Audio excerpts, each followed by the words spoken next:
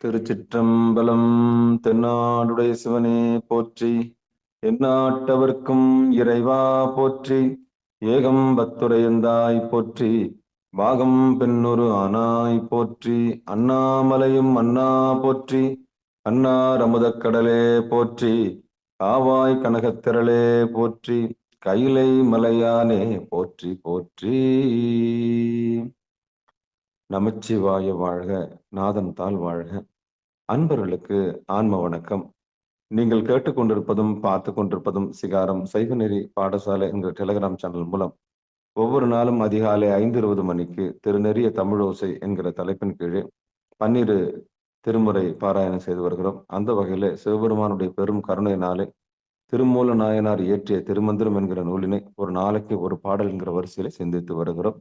நம்முடைய நிகழ்ச்சிக்கு வருகை தந்துள்ள அத்துணை அடியார் பெருமக்களையும் வருக வருக என்று வரவேற்று அவர்களுடைய பொற்பாதங்களை மனமொழி மெய்களாலே வணங்கி நிகழ்ச்சிக்குள் இனித நுழைவோம்.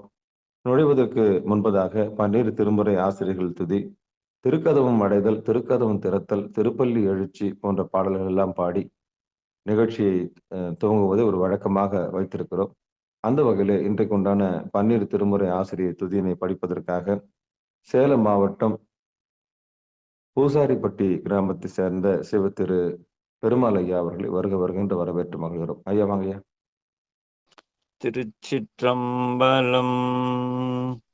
திருஞான சம்பந்தர் நாவரசர் சுந்தரர் திருவாத ஊரர் மற்றை திருமாளிகை தேவர் சேந்தனார் கருவூரர் தெல்லு பூந்துருத்தி நம்பி வருஞான கண்டர் ஆதித்தர் வேணாட்டடிகள் வாய்ந்த திருவாழி அமுதர் மருவு புருடோத்தமர் சேதிராயர் மூலர் மண்ணு திரு ஆலவாயார் ஒரு காரை காலம்மை ஐயடிகள் சேரமான் ஒளிர்கீரர் கல்லாடனார் ஒன்கபிலர் பாரனர் மெய்யுணர் விளம் பெருமானோடு ஓங்கும் மதிராடிகளார் திருமேவு பட்டினத்தடிகளோடு நம்பியாண்டார் நம்பி சேக்கிலாரும் சிவநேரி திருமுறைகள் 12 செய்த தெய்வீக தன்மையோரே. சிவநேரி திருமுறைகள் 12 செய்த தெய்வீக தன்மையோரே. திருச்சிற்றம்பலம். நன்றிங்க ஐயா. நன்றி. அடுத்து நம்முடைய நிகழ்ச்சியில் திருக்கதவம் அடைதல் பாடுவதற்காக தென்காசி மாவட்டம் சோலைமலை கிராமத்தை சேர்ந்த சிவத்திரு பூங்குடி ஐயா அவர்கள். வாங்க பூங்குடியா.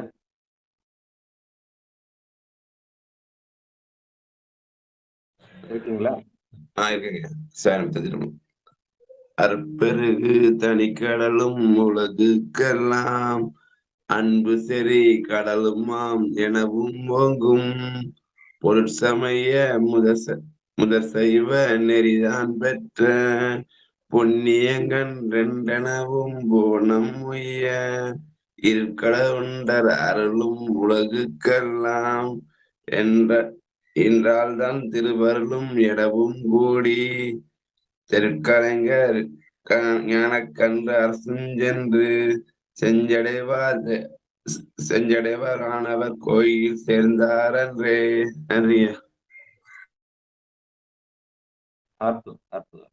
அடுத்து நம்முடைய நிகழ்ச்சியில் திருக்கதவம் திறத்தல் பாடுவதற்காக நாமக்கல் மாவட்டம் நாவல்பட்டி காட்டூர் கிராமத்தை சேர்ந்த சிவ திருமதி தேவி வெங்கடேசன் அம்மையார் அவர்கள். வாங்க. திருச்சிற்றம்பலம் ஐயா. அன்பர்களுக்கு ஆன்மா வணக்கம். இந்த நாள் மிக சிறப்பான நாளாக வாழ வாழ்த்துக்கள். திருக்கதவும் திருத்தல். பெருமான் பேரானந்தத்து பிரியாதிருக்க பெற்றிருக்கா அருமானுற்றே பின்னை நீர் அம்மா அலங்கி அகற்றாதே திருமாமணி திருக்கதவும் திறந்த போதே சிவபுரத்து திருமாலறியா திருப்புயங்கன் திருத்தாள் சென்று சேர்வோமே. திருமாலறியா திருப்புயங்கன் திருத்தாள் சென்று சேர்வோமே. நன்றிங்க ஐயா. அற்புதம். அடுத்து திருப்பள்ளி எழுச்சி பாடுவதற்காக காஞ்சிபுரம் மாவட்டம் காஞ்சிபுரத்தில் வசிக்கக்கூடிய சிவத்திரு கணபதி ஐயா அவர்கள். வாங்க ஐயா. சிற்றம்பலம். கடையவனே நீ கருணையினால் கலந்தாண்டு கொண்டே விடையவனே துதிகண்ட விரல் வேங்கையும் தோல் உடையவனே மண்ணோ தேவோசமாக கதே தடையவனே தாந்தேன் எம்பிரானை தாங்கிக் கொள்ளே எம்பிரானை தாங்கிக் கொள்ளே. பெரும்புலர்களை மூழ்கி பித்தக்க பத்தராகி அரும்பொழு மலர்கள் கொண்டு ஆர்வத்தை உள்ளே வைத்து விரும்பினோவும் பிடிவல்லாக்கி கருப்பில் கட்டி போடுவார் கடவுள் வீரட்டனாரே கடவுள் வீரட்டனாரே. நன்றியா, வணக்கம். ராமகிருஷ்ண ஐயா திருப்பள்ளி எழுச்சி படிங்க.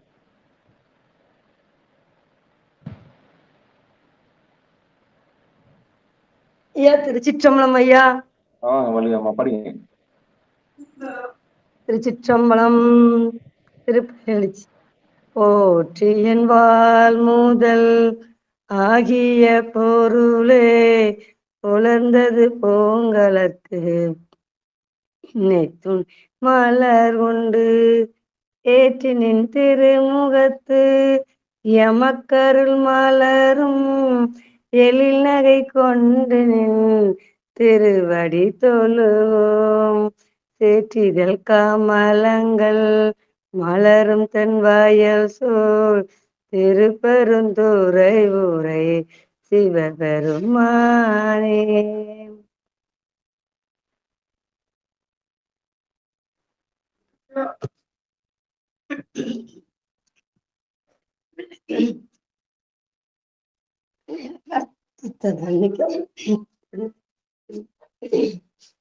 என்னாச்சு? இப்பதான் படு செஞ்சே தொட்டபடி இருக்கிட்டு தண்ணி குடிச்சுக்கிட்டேன்.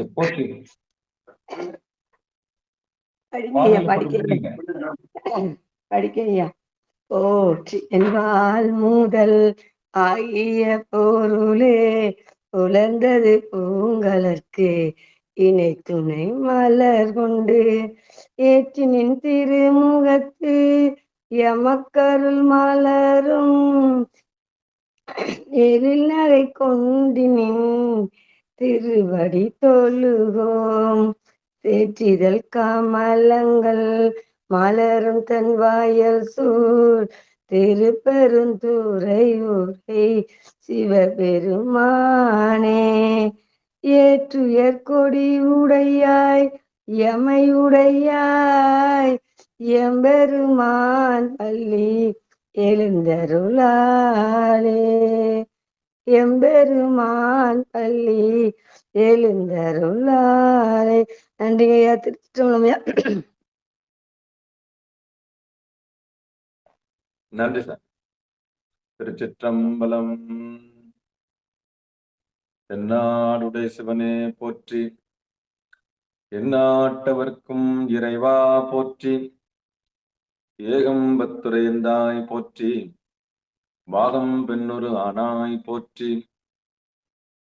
அண்ணாமலையம் அண்ணா போற்றி. கண்ணார் அமுதக்கடலே போற்றி. காவாய் கனகத்திரளே போற்றி.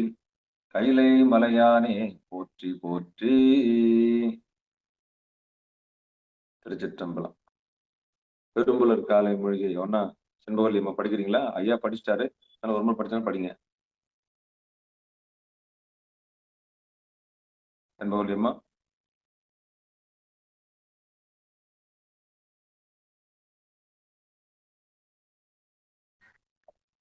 நல்லது. சிவாயனம். திருச்சிற்றம்பலம். தில்லையம்பலம்.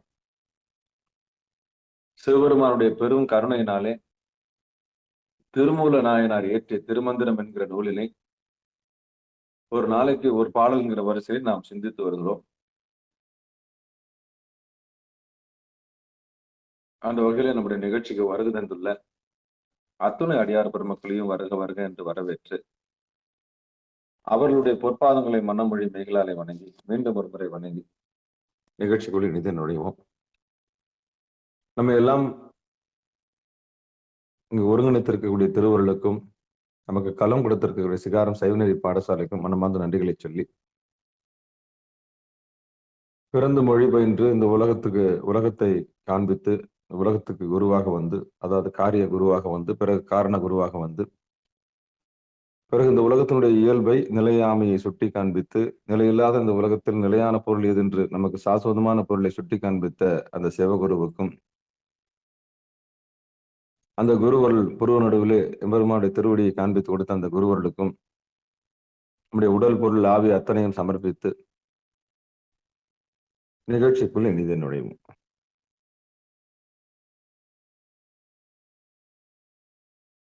எப்பொழுதும் போல குருவருள் இல்லைன்னா திருவருள் இல்லை.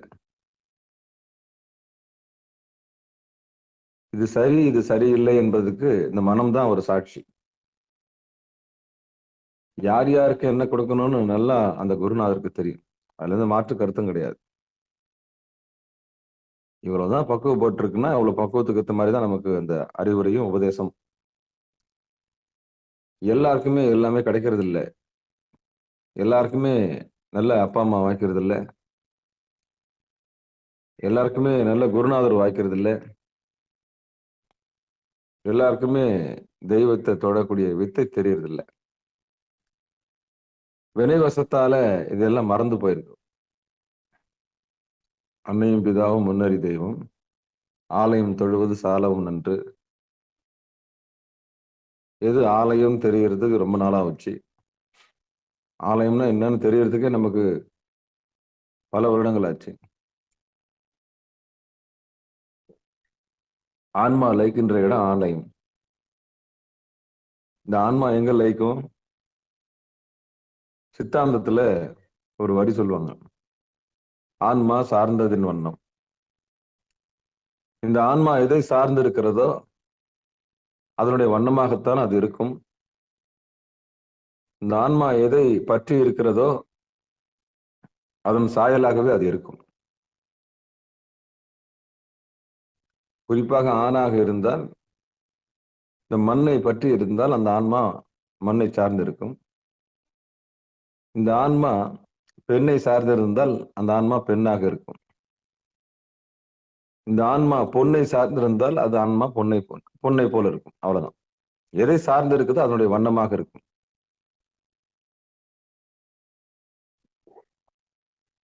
இந்த சிவதீட்சை கொடுக்கும்போது ஸ்படிகலிங்கம் தருவாங்க. உண்மை அந்த உத்தமமான ஸ்படிகலிங்கம் நீங்க என்ன பொருள் பக்கத்தில் வச்சாலும் அந்த வண்ணமா தான் அது தெரியும். அதுக்காக தான் அதை கொடுக்குறாங்க. ஏன் ஸ்படிகலிங்கத்தை தராங்கன்னு நீங்க யோசிக்கணும். இந்த ஸ்படிகம் ஆன்மாவின் வெளிப்பாடு. இப்ப அடியேன்னு சொன்ன தத்துவம் ஆன்மா சார்ந்ததின் வண்ணம் அப்படின்றதுக்கும் அது ஸ்படிகலிங்கத்துக்கும் சம்பந்தம் இருக்கு. ஸ்படிகலிங்கத்துக்கு மேல நீங்க பச்சை கலர் வில்வத்தை வச்சீங்கன்னா அது பச்சை கலர் வில்வமா தெரியும். சிகப்பு கலர் செம்பருத்தி பூ வச்சீங்கன்னா அந்த ஸ்படிகமும் செம்பருத்தி பூ மாதிரி தெரியும். சிகப்பு கலர்ல மாறிடும்.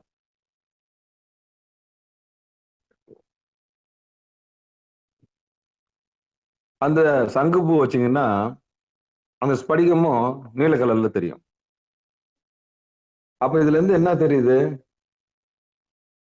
அந்த ஸ்படிக லிங்கம் எதோடு சேர்ந்து இருக்கிறதோ அதனுடைய வண்ணமாக இருக்கிறது.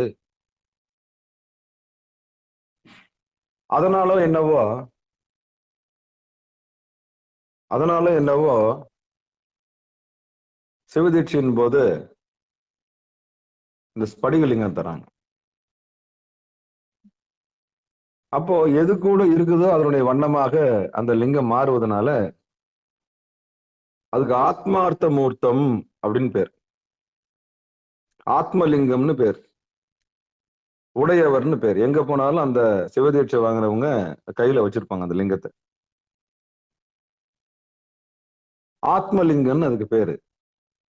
அப்போ ஆன்மா சார்ந்ததின் வண்ணம் அப்படின்றதுக்கும் இந்த ஆத்மலிங்கத்துக்கும் தொடர்பு இருக்குதா இல்லையா? அப்ப பூசை பண்ணும்போது ஸ்படிக லிங்கத்தை பாத்தீங்கன்னா தெரியும். நீ எந்த வண்ணத்துல அந்த பூவை சாத்துறீங்களோ, என்ன வண்ணத்துல அதுக்கு போடுறீங்களோ அந்த வண்ணமாவே அது இருக்கும். அப்ப இதுல இருந்து என்ன தெரியுதுன்னா, நாம் யாரோடு பழகுகின்றோமோ, நாம் யாரோடு சேருகின்றோமோ, யாரை நினைத்துக்கொண்டோ அவங்களுடைய வண்ணமா நம்ம இருப்போம். அவ்வளவுதான். அதுல இருந்து மாற்று கருத்தும் கிடையாது. சுலபமா முடிச்சிட்டாங்க சித்தாந்தத்தை. வாழ்க்கையே முடிச்சிட்டான் ஆன்மா சார்ந்ததின் வண்ணம். எவ்வளவு ஒரு தத்துவம் இல்ல? அப்ப இந்த ஸ்படிக லிங்கத்துக்கும் இந்த ஆன்மாவுக்கும் பெரிய தொடர்பு இருக்கு. இந்த ஆன்மா எதை பற்றி இருக்கிறதோ அதனுடைய வண்ணமாக இருக்கும். அப்ப நாமளே பரிசோதனை பண்ணி பார்த்துக்கலாம். நல்லா தெரியும், அடியனுடைய லட்சணம் எனக்கு நல்லா தெரியும். இப்ப ஆன்மா எங்க இருக்குன்னு அதனுடைய லட்சணம் எனக்கு தான் தெரியும். அது மாதிரி உங்க லட்சணம் உங்களுக்கு தான் தெரியும்.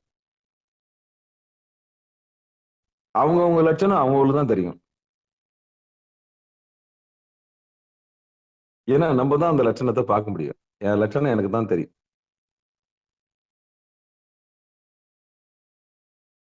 லட்சணம் என்னன்னா, என்னுடைய நினைப்பு எங்க இருக்குன்னு எனக்கு தான் தெரியும். அது மாதிரி உங்களுக்குள்ள இருக்கிற நினைப்பு உங்களுக்கு தான் தெரியும். அப்ப நீங்க எதை சார்ந்து இருக்கிறீர்கள் என்பதை பொறுத்துதான் உங்களுடைய ஆன்மாவுடைய வண்ணம். இறைவனை சார்ந்திருந்தால் இறைவனுடைய வண்ணம். இறைவனுக்கு நேரெதிராக இருக்கிற வெறுமையை சார்ந்ததுன்னா வெறுமையான வண்ணம். அவ்வளவுதான். வேக்கம். ஒண்ணு இருள் இல்லைன்னா வெளிச்சம்.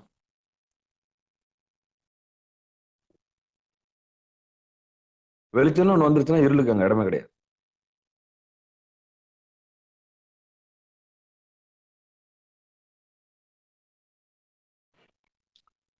அப்போ குருவருள் இல்லைன்னா திருவருள் இல்லை. இந்த ஆன்மா விடுதலை பெறணும். எதுல இருந்து விடுதலை பெறணும்? உடம்புல இருந்து விடுதலை பெறணும், மனசுல இருந்து விடுதலை பெறணும், மயக்கத்திலிருந்து விடுதலை பெறணும். 3 மாயையிலிருந்து விடுதலை பெறணும். இந்த விடுதலை குருநாதரால் தான் சாத்தியம். குரு இல்லைன்னா முடியாது. அதுக்காக தான் குருவருள் இல்லைன்னா திருவருள் இல்லை. திருமந்திரத்தில் நம்முடைய கதாநாயகனாக இருக்கக்கூடிய திருமூல நாயனாருடைய பொற்பாதங்களை மனமொழி மெய்களாலை வணங்கி, அவருக்கு உபதேசம் கொடுத்த நந்தியம்பெருமானுடைய திருவடிகளையும், அவருக்கு உபதேசம் கொடுத்த அம்மையப்பருடைய திருவடிகளையும் மனமொழி மெய்களாலை வணங்கி உடல் பொருள் ஆவி அத்தனையும் சமர்ப்பித்து பாடலுக்கு போலாம். ஒரு உண்மையை நம்ம பேசிட்டோம், சித்தாந்தத்துக்கு ஆளுவே எடுத்துட்டோம். அப்படியே மனசுக்குள்ள வச்சுக்கோங்க. ஆன்மா சார்ந்ததின் வண்ணம். சித்தாந்தத்தினுடைய முடிவு இதுதான். ஒரு சித்தாந்த வகுப்புக்கு போய் 14 சாஸ்திரங்களை நீங்க கத்துக்குன்னு, அப்போ முடிவுல ஒரே ஒரு உண்மையை உங்களுக்கு புலப்படுத்துவாங்க. அது என்ன உண்மைன்னா இதுதான், ஆன்மா சார்ந்ததின் வண்ணம்னுவாங்க. அப்போ சிகாரத்துக்கு வர்றவங்களுக்கு அது 14 சாஸ்திரமும் படிச்சு, அதுக்கப்புறம் தேறி, அதுக்கப்புறம் அதுக்கு ஒரு சர்டிபிகேட் கொடுத்து, அதுல நீங்க பயிற்சி எடுத்து முடிஞ்சு நீங்க கிடைக்கக்கூடிய அனுபவம் இருக்கு இல்லையா? அந்த அனுபவத்தை இப்ப நான் அடியன் சொல்லிட்டேன். அதாவது ஆன்மா சார்ந்ததின் வண்ணம் ஸ்படிக லிங்கம். எப்படி ஸ்படிக லிங்கத்துக்கு கூட எது சேர்ந்தாலும் அவருடைய வண்ணமாக அது இருக்கின்றதோ, அது போலவே நம்முடைய ஆன்மா யாருடன் சேர்கின்றதோ, எதனுடன் இணைகிறதோ அதனுடைய வண்ணமாக அது இருக்கும். நிலையில்லாத பொருளை அது நினைக்குமாயின் அது நிலையில்லாத பொருளாவை தன்னை பரிமளித்துக் கொள்ளும். அது நிலையான பொருளை தேடிக்கொண்டிருக்குமாயின் தன்னை நிலையான பொருளாகவே அது தன்னை காண்பித்துக் கொள்ளும். ஆன்மாவுக்கு உருவம் இல்லை, அதனாலதான் ஸ்படிகலிங்கம். பேதம் இல்லை. உடம்புக்கு பேதம் உண்டு. அடியன் முந்தா நாள் வகுப்படுக்கும் போது கூட சொன்னேன், நேத்து கூட சொன்னேன் காலையில. தங்கத்தால விளக்கு வச்சுக்கலாம், பித்தளையில விளக்கு வச்சுக்கலாம், வெள்ளியில விளக்கு வச்சுக்கலாம், ஏன் சாணியில விளக்கு வச்சுக்கலாம், ஏன் மரத்துல கூட நீங்க விளக்கு செஞ்சுக்கலாம். அத்தனை பேதங்கள் இருக்கும்.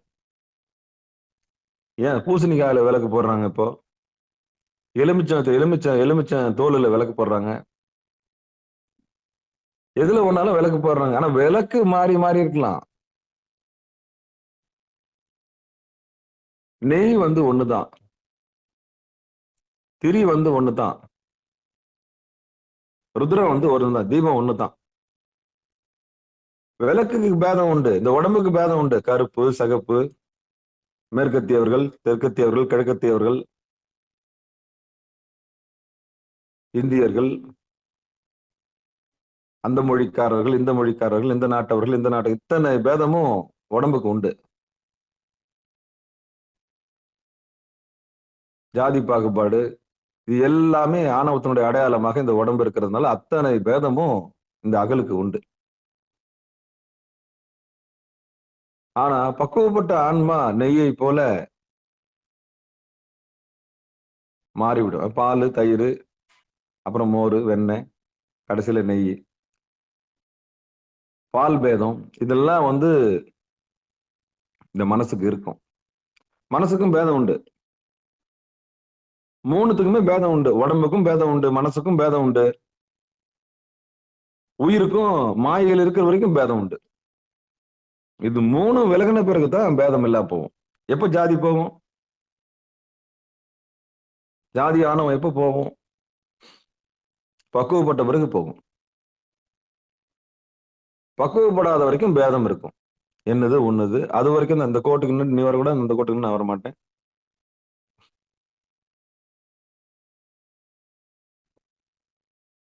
அப்போ ஒரு ஞானி இந்த எல்லையை கடந்துடுறார். ஒரு பக்குவப்பட்ட ஆன்மா, ஆத்ம ஞானம் பெற்றவர்கள், ஆத்ம அனுபூதி அடைஞ்சவங்க இந்த பவுண்டரியை கடந்துடுறாங்க. நாடு, எல்லை, கோடு, பேதம், மொழி, இனம், மதம், ஆச்சரியம், டம்பம், அசூயை, இதெல்லாம் கடந்துருவாங்க. போட்டி, பொறாமை, இதெல்லாம் கடக்கிறதுக்கான வாய்ப்பு எப்படின்னா தவத்துல கூடி ஆன்மான்ற ஜோதியை அடையும் போது கிடைக்கும். அப்போ பாகுபாடு இல்லாம போயிடும். எப்ப பாகுபாடு இல்லாமன்னா மேல போக போக பாகுபாடு இல்லாம போகும், கீழே இறங்க இறங்க பாகுபாடு வந்துடும். ஆத்ம ஞானம் பெற்று மேல போக போக போக போக பேதம் எல்லாம் போயிடும். பேதம் இல்லி கீழே இறங்க இறங்க பேதம் இல்லை. அப்போ பேதமாவும் இருக்கிறது சிவபெருமான் தான், மேல போய் பேதம் இல்லாமல் இருக்கிறதும் சிவபெருமான் தான். எந்த உயிர் மேல இருக்கும்போது ஆத்ம ஜோதியாக இருக்குதோ அதே உயிர் கீழே இறங்கி வந்துன்னா எல்லா ஜாதியும் பார்க்கும், எல்லா குலம் கோத்திரம்லாம் பார்க்கும். ஏன்னா புத்தி கீழே வந்துருச்சு இல்ல. அதான் இந்த உலகம். மண்ணுக்கு இறங்கிட்ட வரைக்கும் பல பேதம் கட்டுது. செம்மண்ணு, களிமண்ணு, ஊத்து மண்ணு, ஆத்து மண்ணு, மண்ணுல பல பேதம் இருக்குல்ல, அது மாதிரி. அதே மாதிரி தண்ணிலையும் பல பேதம் இருக்கு, நல்ல தண்ணி, கெட்ட தண்ணி. இந்த மண்ணுன்றது உடம்பு, இந்த நீருன்றது மனசு, அதான் நாராயணன். அதுலயும் நல்லது கெட்டது இருக்கு. ரெண்டு தன்மை இருக்குது, எல்லாமே பெரியவனை உள்ளதாங்க. மண்ணுல நல்ல மண்ணு, கெட்ட மண்ணு இருக்குது. அழுக்கு தான். அதே மாதிரி தண்ணியில நல்ல தண்ணி, கெட்ட தண்ணி இருக்குது. அதே மாதிரி காத்துல நல்லது இருக்குது, கெட்டது இருக்குது. நல்ல காற்று, கெட்ட காற்று, விஷவாயு, ஆக்சிஜன். இந்த நல்லது கெட்டது இல்லாத ஒரே ஒரு பொருள் நெருப்பு மட்டும்தான். அதான் ஆன்மா. அதனாலதான் அதுக்கு ஜாதி கிடையாது.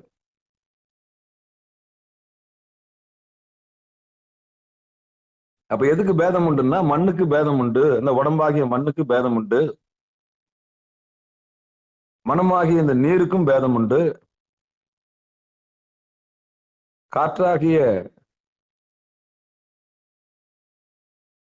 இந்த உயிருக்கும் பேதம் உண்டு, ருத்ரனுக்கும் பேதம் கிடையாது. ருத்ரனுக்கு மட்டும் பேதம் கிடையாது, அவன் நெருப்பு. அப்போ இந்த பேதம் எங்கிருந்து வருதுன்னா கீழே இறங்க இறங்கத்தான் வருது. அதனால்தான் பேதமிலி சாதி கோலம் பிறப்பு என்னும் சுழிபட்டு தடுமாறும் ஆதமிலி நாயேனை. ஆதமிலினா அறிவில்லாதவன்றாரு. எப்போ கீழே இருக்கிற வரைக்கும் நம்ம அறியாமல் இருக்கணும், அது வரைக்கும் நம்ம பேதம் இருக்குது. அப்ப எப்ப பேதத்தை கடப்போம்னா இந்த மண்ணை கடக்கணும்.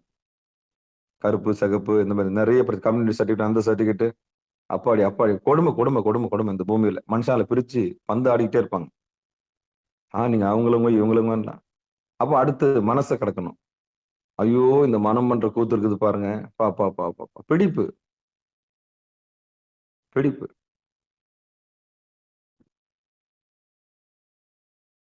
அப்ப பக்குவப்பட்ட ஆன்மா என்ன பண்ணும், இது உடம்ப கடந்துரும், அப்புறம் மனசை கடந்துரும், அதுக்கப்புறம் மயக்கத்தை கடந்துரும், அப்புறம் தான் தன்னை அறிஞ்சு. அப்பதான் ஸ்படிகலிங்க. அவங்க தான் சிவதீட்சை பெறுவதற்கு தகுதி உள்ளவர்கள். யார் சிவதீட்சை பெறுவதற்கு தகுதி உள்ளவர்கள்? இந்த 3 நிலைமையை கடந்தவங்க தான். அது எப்ப சமய தீட்சை வாங்கி பயிற்சி செய்யும் போது இது 3 நடக்கணும். நடந்ததுன்னா தான் சிவதீட்சை கொடுக்கணும்.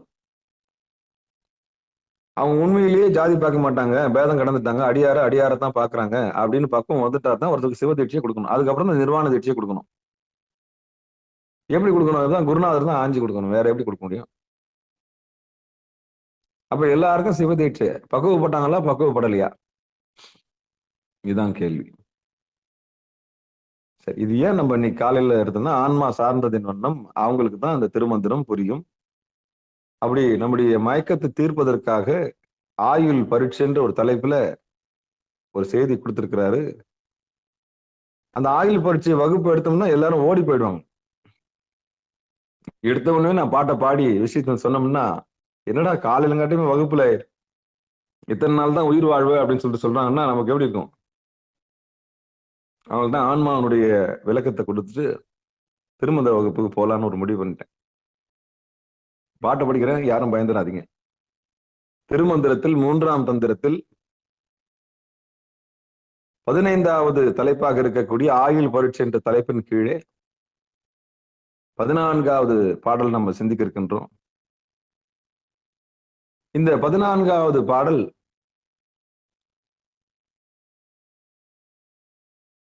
ஈரைந்தும் ஐந்தும் ஈரைந்தும் ஐந்தும் 2 3 8க்கும் பாரஞ்சி நின்ற பகை 10 நாளாகும் வாரஞ்செய்கின்ற வகை ஆரஞ்சாமாகில் ஓரஞ்சொன்றோடென ஒன்றும் நாளே.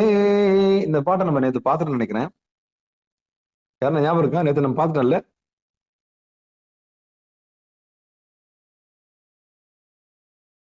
ஞாபகம் இருக்கா? நேற்று நம்ம இந்த பாடல காலையில சிந்திச்சேன்னு நினைக்கிறேன்.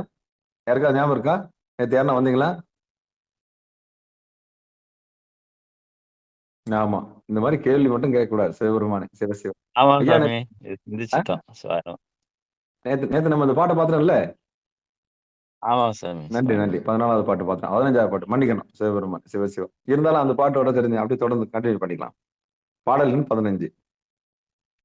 ஒன்றிய நாள்கள் ஒரு 31ஆகில் கன்றிய நாளும் கருத்துர 3ஆகும் சென்றுயிர் 4 சேரவே நின்றிடின் மன்றியல்பாகும் மனையில் 2.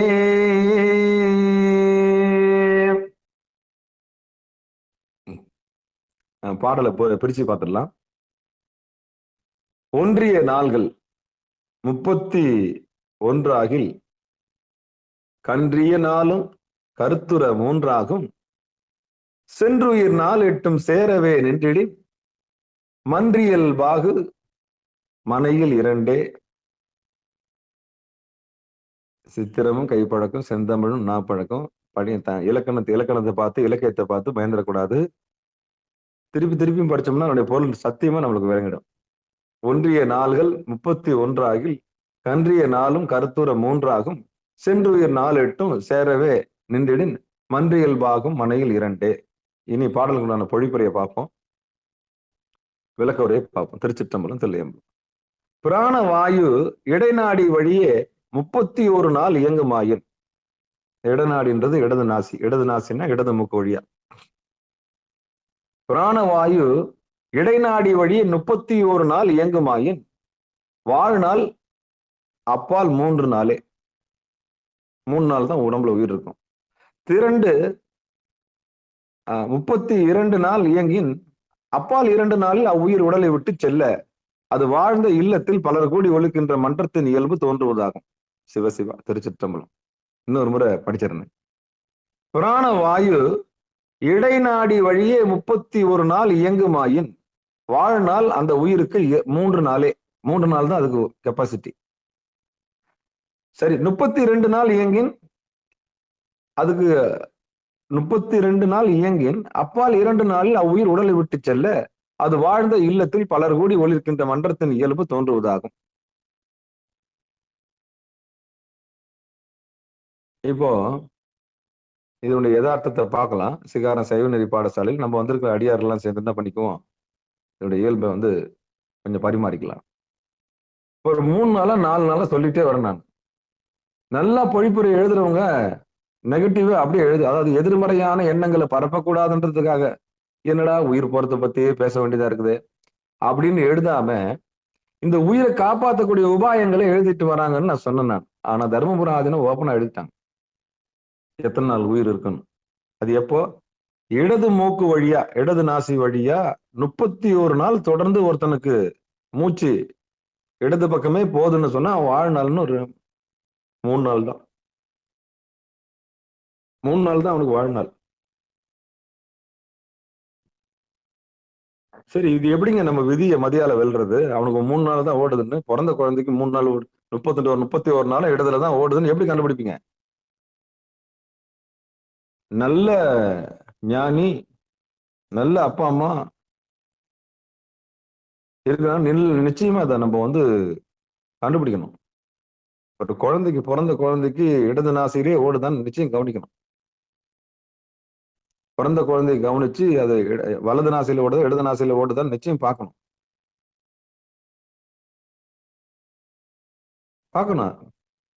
அந்த விதியை மதியால் வெல்றது இப்போ சாமி நம்மளுக்கு உடைக்கிறார். அப்ப தொடர்ந்து 31 நாள் இடது நாசி வழியே அந்த சுவாசம் போகுதுன்றத எப்படி கண்டுபிடிப்பீங்க?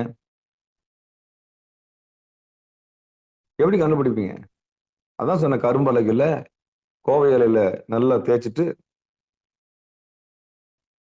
அந்த சுவாசத்தை மூக்குக்கு பக்கத்துல கொண்டு போனோம்னா அது எந்த பக்கம் வீசுதோ அதனுடைய அந்த ஈரப்பதம் படும்.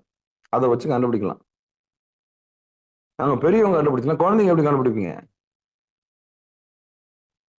அப்ப குழந்தையினுடைய ஆயுளை நீங்க நிர்மாணம் பண்றதும் கண்டுபிடிக்கிறதும் ஒரு நல்ல குழந்தைக்கு 2 பக்கமும் போகணும்.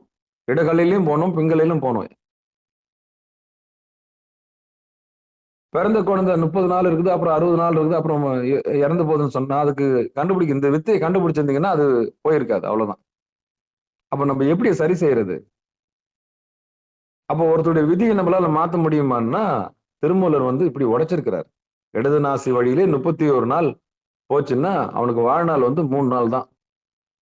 சரி, சப்போஸ் 32 நாளும் இடது பக்கமே போகுது, இடது நாசி வழியா தான் போகுது அப்படின்னா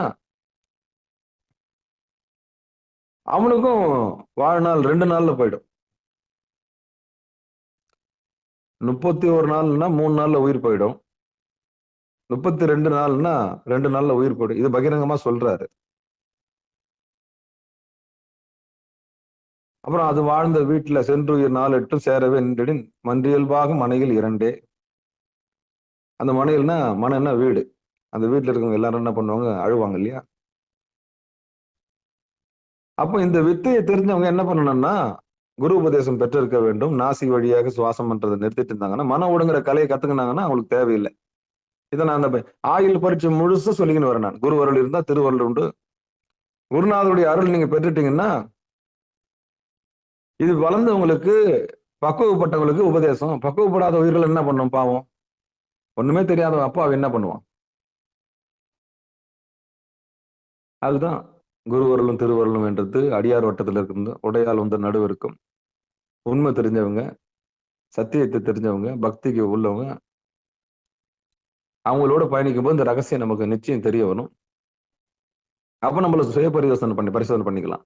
இடது நாசியில ஓடுதா, வலது நாசியில ஓடுதா? ஆக மொத்தம் மனம் வெளியே போனா மூச்சு வெளியே போகும், மூச்சு வெளியே போனா எல்லாமே வெளியே போயிடும். அப்ப இந்த மூச்சை யார் ஒருத்தர் உள்பக்கம் திருப்புறாங்களோ அவங்களுக்கு ஆயில். அதான் சொன்னேன், இந்த கொரட்டை அடிக்கிறத மாத்துறது எப்படி? அந்த பிராணன் வீணா போகுது வாய் வழியா. படிச்சு படிச்சு சொல்லின்னு வர, தூங்கும் போது கவனிங்க, தூங்கும் போது கவனிங்க, தூங்கும் போது கவனிங்கன்னு சொல்றேன். உமிழ்நீர் வந்து ஓரத்துல வடியும். யாரெல்லாம் கொரட்டை அடிக்கிறீங்களோ உமிழ்நீர் உள்ள போகாது, ரத்தம் உள்ள போகாது, ரத்தம் உள்ள போகாது. வாயை பொழந்துட்டீங்கன்னா முடிஞ்சு போச்சு. அது அங்கதான் கொண்டு போகும், அங்கதான் கொண்டு போகும். ரொம்ப எச்சரிக்கையா இருக்கு. நல்லா கணவனா இருந்தாலும் மனைவியா இருந்தாலும் கொஞ்சம் கவனிச்சு, ஐயோ பிராணன் வீணா போதே, இப்படி கொரட்டை அடிக்கிறாரு, அநியாயத்துக்கு வாயு வழியா காத்து போதே, அப்படி போகக்கூடாது, அப்படி போகக்கூடாது. உதட்ட மூடி சாப்பிடணும். உதட்ட மூடி சாப்பிட்டீங்கன்னா உமிழ்நீர் ரெடி ஆயிடும். உமிழ்நீர் ரெடி ஆயிடுச்சுன்னா வீணா போகாது. தூக்கத்தை யோகமா மாத்திர கலையை கத்துக்கினீங்கன்னா கொரட்டை வராது. அப்போ உங்களுக்கு குருநாதருடைய அருள் வேணும் இல்லையா? இந்த உண்மையை சொல்லி தருவார். உட்காந்து தூங்கணும், வாயை பொழந்து தூங்கிடக்கூடாது. அண்ணாந்து படுத்து வாயை பொழந்தீங்கன்னா மேட்ரு முடிஞ்சு போச்சு. எனக்கு என்ன வந்ததுன்னு படுத்தீங்கன்னா அதுல சரி. அதான் ஃபிட்ஸ் வருது, ஃபிட்ஸ் வருது, பேரலைஸ் வருது. பேரலைஸ்னா என்ன? ஒரு கால் ஒரு கை விடும். ஏன் ஒரு கையும் ஒரு காலம் விழுது? ரத்தம் போய் சேரல. ஏன் சேரல? பிராணன் போல. பிராணன் போகாத இடம் விழுந்துரும். நம்ம உடம்புக்குள்ள ஆக்சிஜன் போகாத இடம் பேரலைஸ். அப்போ படிச்சு படிச்சு சொல்றேன் நானும். கொரட்டை வருதா உட்காந்து தூங்கணும். அது எப்படிங்க உட்காந்து தூங்குறது? உட்காந்து தூங்குனீங்கன்னா கொரட்டை வராது. என்ன சாமி சொல்றீங்க? ஆமா, ஏன்னா நீங்க அப்ப நீங்க நிக்கும் போது என்ன ஆகும்னா பிராணன் வந்து மேல குத்தும் போது தொண்டைக்குழி வேலை செய்யும். அப்ப உங்க வாய் வேலை செய்யாது, மூக்கு தான் வேலை செய்யும். அப்ப உங்க நாசியை நீங்க பயன்படுத்துவீங்க. கவனிக்கணும், கவனிக்கணும். அப்ப ஆயுளை தக்க வச்சுக்கலாம். எப்ப ஆயுளை தக்க வைக்க முடியும்? யார் ஒருத்தர் வாயு வழியா சுவாசிக்காம நிறுத்துறாங்களோ, அந்த ஜொல்லு ஊத்தாம அந்த உமிழ்நீர் வீணாகாம இருந்ததுன்னா அவங்களுக்கு ஆயுள் ஜாஸ்தி. அதை கவனிக்கணும். இல்லைன்னா அவங்களுக்கு பிராணன் போயிடும், சுத்தமா போயிடும். இப்போ இடது நாசி வழியா போறதுக்கே வாழ்நாள் அளந்து சொல்லிட்டாரு. ஒட்டுமொத்தமா உயிர் போகுதுன்னா வாய் வழியா சுவாசம் உடனே அது மொத்தமே அதுதான். நான் எப்படி சொல்றது? இதை விட பகிரங்கமா யார் சொல்லுவாங்க? வாய் வழியா சுவாசிக்காத, வாய் வழியா சுவாசிக்காத, வாய் வழியா சுவாசிக்காதுன்னு சொல்லணும். ஏதோ ஓட்டப்பந்தயத்துல ஓடும் போது வாய் வழியா சுவாசிக்கலாம். எங்கன்னா ஓட்டப்பந்தயம் 100 மீட்டர் 6 மீட்டர் ஏதோ அடிச்சு பிடிச்சு நீங்க ஒரு வேகமா ஒடியாருங்கன்னு சொன்னா மூக்கு வழியா சுவாசிக்க முடியாம வாய் வழியா சுவாசிக்கிறது உத்தமம். நான் வேணாம்னு சொல்லல. ஆனா தூங்கும் போதே வாய் வழியா சுவாசிச்சா என்ன ஆகும் சொல்லு பார்க்கலாம். அப்போ மொத்த சக்தியும் எதுல போயிடுது? கீழே போயிடும். மொத்த சக்தியும் கீழே போயிடும். அப்புறம் வெறுமனே தான், அப்புறம் வெறுமனே தான் இருக்கும் உடம்பு. இல்லாத நோயெல்லாம் வந்துடும். ஏன்னா பிராணன் உள்ள போல. தூக்கம்ன்றது 6 மாசம் தூக்கம். ஒரு வருஷத்துல நம்ம 6 மாசம் தூங்குறோம். 6 மாசம் நம்ம விழிச்சிருக்கிறோம். நம்ம 6 மாசம் தூங்குறோம்னு சொன்னா ஏன்னா ஒத்துக்கோனா? ஒத்துக்கவே மாட்டான். நம்ம 6 மாசம் தூங்குறோம்னு சொன்னா யாரும் ஒத்துக்குவானா? ஒத்துக்க மாட்டான். உண்மையிலே நம்ம 6 மாசம் தூங்குறோம். 6 மாசம் நம்ம விழிச்சிருக்கிறோம். எத்தனை பேருக்கு இது தெரியும்? தூங்குறத கணக்குல எடுக்கிறதே கிடையாது. சார்ஜ் ஏறுற நேரம் அது, துயில் கொள்ற நேரம். பள்ளி எழுந்தருளாயே பள்ளி எழுந்தருளாயன்னா துயில் இருந்து எழுந்து வரத்தான் பள்ளி எழுந்தாருளாய். பள்ளின்னா படுக்கை. பள்ளி கொண்ட பெருமாள்னா பாம்பு மேல படுத்திருக்கவன்னு அர்த்தம். திருப்பள்ளி எழுச்சுன்னா அப்படியே படுத்திருக்கவன் எழுந்துடுறான்னு அர்த்தம். அப்ப பிராணனை தக்க வைக்கிறது எப்படி சிவபெருமானே? அப்ப இந்த இடது நாசில தான் ஓடுது. அப்ப நாசில ஓடுறவனுக்கு எந்த கதின்னா வாய் வழியா போறவனுக்கு எந்த கதி? நல்லா யோசிச்சு பாருங்க. இடது நாசில போறவனுக்கு இந்த சாவு கணக்கு சொல்லிட்டாரு. அப்ப வாய் வழியா போறவங்களுக்கு என்ன சொல்லுங்க, என்ன கேரண்டி கொடுப்பீங்க நீங்க? எப்ப வேணாலும் போகும், அவ்வளவுதான். ஹார்ட் முதல்ல பாதிக்கக்கூடிய இதயம் தான். வாய் வழியா சுவாசம் பண்ணா என்ன பாதிக்கும்? இதயம் தான் பாதிக்கும். ஏன்னா அது பம்ப் பண்றது ரொம்ப கஷ்டப்படும். அப்புறம் லோ பிபி, அதுக்கப்புறம் ஹை பிபி, அப்புறம் ப்ரெஷரு, அப்புறம் ஆன்ஜியோ, அது உள்ள நாங்க தொடாமலேயே உள்ளே பண்ணிடுறோங்க. நரம்பு வழியாவே நாங்க ஆன்ஜியோ பண்றோங்க, அதுக்கு காசு. அடா பாவீங்களே. அந்த ஆன்ஜியோக்கு போறதுக்கு முன்னாடி ஒரு வித்தை இருக்குடா, அந்த வித்தையை நீ கத்துக்கடா அப்படின்றேன். எதுக்கு எடுத்தாலும் டாக்டர். ஏன் இதயம் ஏங்கலன்னு யோசிச்சியா? உன் பிராணன் அங்க போல, உன் பிராணன் அங்க போல. அப்ப எங்க பிராணன் வீணாகுதுன்னு நல்லா பாரு. உன் மூச்சு காத்து எங்க செலவாகுதுன்னு பாரு, அவ்வளவுதான். நல்ல வேலை இன்னைக்கு எடுக்கும் போதே ஆன்மா சார்ந்ததுன்னு ஒண்ணுன்னு சொன்னேன். உன் மூச்சு சார்ந்ததுன்னு ஒண்ணுதான். இறைவனை நினைச்சா இறைவன் மேல மனசு இருக்கும். உயிரில்லாத பொருள் மேல நினைச்சா உயிரில்லாத பொருள். அதுதான் நீ எதை நினைக்கிறாயோ அதுவாகவே ஆவாய். நேத்து வேற அழகா சொல்லிட்டார் பாலசுப்ரமணியன். ஒரு வாரமா எனக்கு அதான் ஏன் ஓடுது. நீங்க வேற சொன்னாலும் சொல்லிட்டீங்க, நீ எதை நினைக்கிறாயோ அதுவாகவே ஆவாய். உண்மைதான். சரி, அப்போ அந்த கொரட்டையிலிருந்து தப்பிக்கிறது எப்படி? இந்த பிராணனை மூக்கு வழியா உள்நாக்கு வழியா மாத்துறது எப்படி? அந்த கலையை மட்டும் கத்துக்கினீங்கன்னா அந்த கொரட்டையில இருந்து நீங்க விடுதலை பெற்று விடுவீர்கள். அதுல இருந்து விடுதலை பெற்றுனா ஆகில் கூடிடும். அப்புறம் நீங்க உங்களை மேலாண்மை செய்ய ஆரம்பிச்சிடுங்க. அதான் வித்தை. அதுக்கு பேர் தான் வித்தை. அப்ப குருநாதருடைய பெரும் பங்கு வேணும். அப்ப ஒருத்தனுடைய பிராணன் விதியை வெல்ல முடியுமான்னா வெல்ல முடியும். எப்பன்னா குருவருள் இருந்தா வெல்ல முடியும். இந்த 31 நாள் 32 நாள் சுவாசம் இப்படி போறதை கண்டுபிடிச்சு அப்படி வலது நாசியில ஓட்டி அதுக்கப்புறம் சுழுமுனையில ஓட்டி மனம் ஒடுங்கிடுச்சுன்னா அவன் விதியை வெல்ல முடியும். அப்ப விதியை வெல்வது எப்படின்ற புத்தகத்துல இது இருக்காது. ஒரு புத்தகம் ஒண்ணு போட்டாங்க, விதியை வெல்லுவது எப்படி. அந்த புத்தகத்துல என்ன இருக்குன்னா 12 திருமுறை இருக்கும், அவ்வளவுதான். 9 கோள்களை வின் பண்றதுக்கு ஒரு பதிகம் இருக்கும், அவ்வளவுதான். ஆனா இந்த ரகசியம் இருக்காது, அடியேன் சொன்ன ரகசியம் இருக்காது. அப்ப விதியை வெல்றது எப்படின்னா வெளியே போற மனசை உள்ள கொண்டாந்து நிறுத்துறது. அதாவது வெளியில சுத்தி இருக்கிற மாடு, மூக்குத்தாத மாட்டை கொண்டாந்து மூக்குத்தி பணிய வைக்கிறது. அப்படி பணிஞ்ச மாடு சாமியை பார்க்கும். சாமியை பார்த்த மாட்டுக்கு சாவு கிடையாது. அதான் மாடுன்னா அங்க மனசு. சமஸ்கிருதத்துல நந்தி.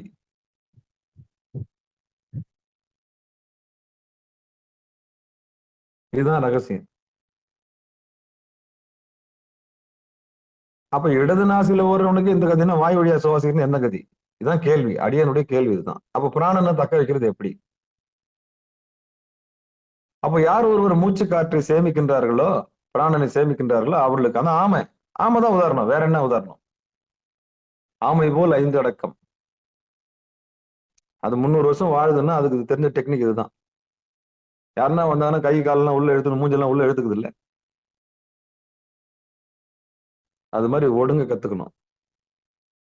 அப்ப குருநாதருடைய அருள் இருந்து அந்த ஆமை போல ஒடுங்கிறதுக்கான வித்தையை சொல்லி தருவார். அதான் புருவ நடு. இந்த வித்தையை கத்தவங்க வாழ்நாள கத்துக்குவாங்க. ரொம்ப அடங்கி இருப்பாங்க.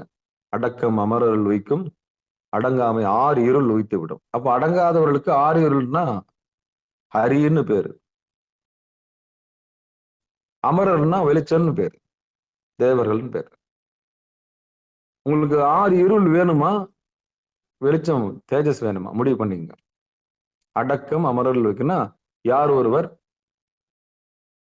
கர்மேந்திரியம் என்று சொல்லக்கூடிய ஞானேந்திரியம் என்று சொல்லக்கூடிய இந்திரியங்களை கொண்டு வந்து புருவ நடுவில் நிறுத்தி எவர் அடங்கி இருக்கிறார்களோ அவங்களுக்கு அடக்கம் அமரர்கள் வைக்கும், தேவலோகத்துல வைக்கும். எவன் ஒருத்தன் அந்த அடங்காம வெளியே போய் அந்த 5 பேர் அருவியை கண்ணில் கொண்டு வெளியே போறாங்களோ அவங்களுக்கு திருப்பியும் 6 இருள் உய்த்து விடும். அடக்கம் அமரர்கள் வைக்கும், அடங்காமை 6 இருள் உய்த்து விடும். திருப்பியும் பிறப்பு போயிடுவாங்க. ரொம்ப நாள் கழிச்சு இந்த குரலுக்கு விளக்கம் இப்பதான் புரியுது இல்ல. அடக்கம் அமரர்கள் வைக்கும், அடங்காமை 6 இருள் உய்த்து விடும்னா குருநாதருடைய உபதேசம் பெற்று சுவாசத்தை வெளியே விடாம பிராணனை உள்முகமாக செலுத்தி எவன் ஒருவன் அடங்கி இருக்கின்றானோ அவன் தேவலோகத்தில் இந்திரனை போலவோ எபெருமானை போலவோ இருப்பான். அப்படி அடங்காம வெளியே போயிட்டான்னா, புலங்கள் வழியா போயிட்டான்னா அவனுக்கு திருப்பியும் பிறப்புன்னு அர்த்தம். அவ்வளவுதான், திருப்பி இருள்ல சேர்ந்துட்டான், காரிருள்.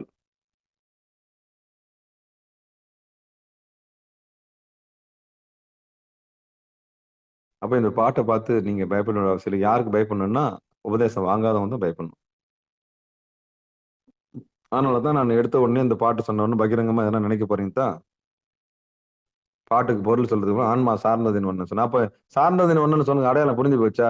எது நீங்க சார்ந்து இருக்குல்ல அதனால அதை பத்தி உங்களுக்கு ஆயுள். ஆமா, அப்ப விதியை வெல்லலாம்னா மதியால வெல்லலாம். அதுக்கும் விதி இருக்கணும்னு சொல்லுவாங்க. நல்லா இருக்கும் நம்ம ஆளுங்க பேசும்போது. விதியை மதியால வெல்லக்கூடிய ஆற்றல்னா அதுவும் அவனுக்கு அதுல விதியில் இருக்கணும். விதியை மதியால வெல்லக்கூடிய விதி அவனுக்கு இருக்கணுமா? அதுவும் உண்மைதான். அதான் இது எப்படி சொல்லலாம், அவன் அருளாலே அவன் தாள் வணங்கி. நமக்கு நல்லது கெட்டது தெரியாது, அடுத்து என்ன நடக்க போகுது நமக்கு தெரியாது, நமக்கு தான் அறிவு இல்லையே. உயிருக்கு அறிவில்லை, உயிர் சொன்னா தான் செய்யும். உயிருக்கு சூடுபட்டாதான் அனுபவம், அனுபவம் தான் ஆசான். அந்த பக்கம் போவாதீங்க நெறிஞ்சு முள்ளா இருக்குது அப்படின்னா போனவனுக்கு தான் தெரியும். குத்து வாங்கணும் தான், அது காலு ஃபுல்லா குத்திரும். செருப்பு இல்லாத அந்த பக்கம் போக முடியாதுன்ற ஒரு அனுபவத்தை பட்டுட்டு வந்தவனுக்கு தான் சொல்லுவான். போறவனுக்கு எல்லாம் சொல்லுவான், பார்த்து போங்க, அங்க நெறிஞ்சு முள் இருக்குது, நெறிஞ்சு முள் இருக்குது, நெறிஞ்சு முள் இருக்குது. ஏன்னா அவன் குத்து வாங்கியிருக்கான். குத்து வாங்கினவனுக்கும் குத்து வாங்காதவனுக்கும், காலில் முள்ளு குத்துனவனுக்கும் முள்ளு குத்தாதவனுக்கும் வித்தியாசம் இருக்கு. பார்த்து போங்க, செருப்பு போட்டுன்னு போங்க, செருப்பு போட்டுன்னு போங்க. அப்ப என்ன அர்த்தம்? அந்த உயிருக்கு அந்த பக்கம் போய் ஒரு அனுபவம் ஏற்பட்டிருக்கு. என்ன அனுபவம் ஏற்பட்டுன்னா அங்க போனா நெறிஞ்சு முள்ளு தாக்கும். ஆனா போறது நல்லா இருக்கும், பக்கா நிலம் நல்லா தான் இருக்கும், மண்ணு நல்லா தான் இருக்கும். ஆனா செருப்பு இல்லாம போகக்கூடாது. போன உடனே கையில மாட்டும், குத்திருன்றது தெரிஞ்சிடும். அவ்வளவுதான், இது அனுபவம். அப்போ உயிருக்கு அறிவித்தால் தான் அறிவு. பார்த்து போங்க, செருப்பு போட்டுன்னு போனா தான் நெறிஞ்சு முள்ளு. அப்போ அது வரைக்கும் அது அறிவு கிடையாது. அதே மாதிரிதான் நம்ம உயிர். ஒவ்வொன்றுத்தையும் அறிஞ்சு அறிஞ்சு தான் உண்மையை பக்கம் வரும். அதனால்தான் அறிவித்தால் தான் அறியக்கூடியது இந்த உயிர். அப்படி அறிவிக்க வந்தவர் தான் திருமூல நாயனார். அதுதான் சொல்றாரு, இந்த நாசி வழியா போறதை மாத்தி மனசை கொண்டாந்து நிறுத்தினோம்னா சுவாசம் மாறும், சுவாசம் மாறும்னா ஆயுள் மாறும், ஆயுள் மாறுச்சுன்னா நிலையானதை பிடிச்சிருக்கலாம்.